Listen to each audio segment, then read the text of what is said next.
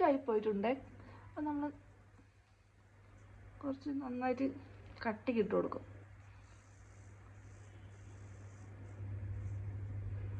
ഇച്ചിരി നിങ്ങൾക്ക് ഇടാൻ ബുദ്ധിമുട്ടാണെങ്കിൽ ഇത്തിരി ലൂസാക്കാം കേട്ടോ. തൈരാണെങ്കിലോ പാലോ റോസ് വാട്ടർ ഒഴിച്ച് ഇത്തിരി ലൂസാക്കി എടുക്കാം. ഇങ്ങനത്തെ ഒരു ബ്രഷ് ഉണ്ടെങ്കിൽ ഇങ്ങനെ ഫേസ് പാക്ക് ഒക്കെ അപ്ലൈ ചെയ്യാൻ ഭയങ്കര ഈസിയാണ് കേട്ടോ.